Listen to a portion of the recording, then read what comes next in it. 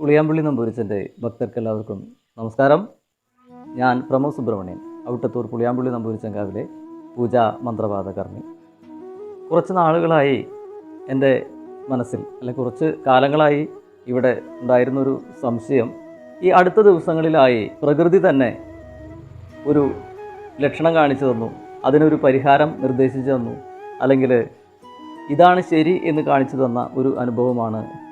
പലപ്പോഴായിട്ടും വന്ന പല ജ്യോത്സ്യന്മാരും സ്ഥാനം നിർണ്ണയിക്കുന്നവരും പറഞ്ഞ ഒരു സംശയമാണ്. പുളിയാമ്പള്ളി നമ്പൂരിച്ചൻ ഇരിക്കുന്നത് ഇടതു ഭാഗത്താണ് ഇരിക്കേണ്ടത്, വലതു ഭാഗത്താണ് ഭദ്രകാളി ഇരിക്കേണ്ടത് എന്നൊരു സംശയം പറഞ്ഞിരുന്നു.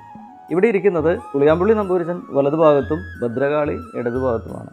ഇത് ശരിയാണോ തെറ്റാണോ എന്ന് പുളിയാമ്പള്ളി നമ്പൂരിച്ചൻ തന്നെ ഒരു ലക്ഷണം കാണിച്ചു തരണമെന്ന് കുറച്ച് കാലങ്ങളായിട്ട് ഞാൻ നമ്പൂരിച്ചൻ്റെ അടുത്ത് പ്രാർത്ഥിച്ചുകൊണ്ടിരിക്കുന്നു. കഴിഞ്ഞ വർഷം നമ്പൂരിച്ചൻ കാവിൻ്റെ തൊട്ട് തെക്കു ഭാഗത്തായിട്ട് അടുത്ത് തന്നെയായി ഒരു കശുമാവ് കായ്ച്ചു, വളരെ ഉയരം കുറഞ്ഞ കശുമാവ് കായ്ച്ചു.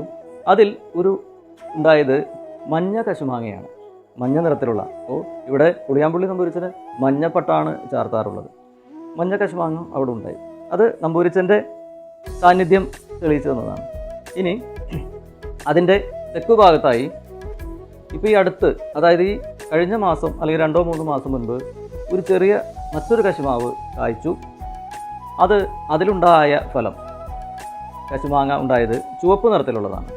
അതിൽ നിന്ന് എനിക്ക് മനസ്സിലായ ഒരു ലക്ഷണം എന്താണെന്നുണ്ടെങ്കിൽ, പുളിയാമ്പള്ളി നമ്പൂരിച്ചൻ ഇരിക്കുന്നത് വലതു ഭാഗത്തും ഭദ്രകാളി ഇരിക്കുന്നത് ഇടതു ഭാഗത്തും തന്നെയാണ്.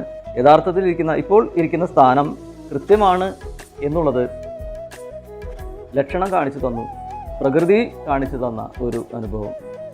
ഇപ്പോൾ പുളിയാമ്പള്ളി നമ്പൂരിച്ചൻ നമ്മൾ ആവശ്യപ്പെട്ടാൽ, ഭക്തരായിട്ടുള്ള ഉപാസകരായിട്ടുള്ള ആരാവശ്യപ്പെട്ടാലും കൃത്യമായി ലക്ഷണങ്ങൾ കാണിച്ചു തരും എന്നുള്ളതിൻ്റെ ഒരു പൂർണ്ണമായ തെളിവാണ് ഇവിടെ.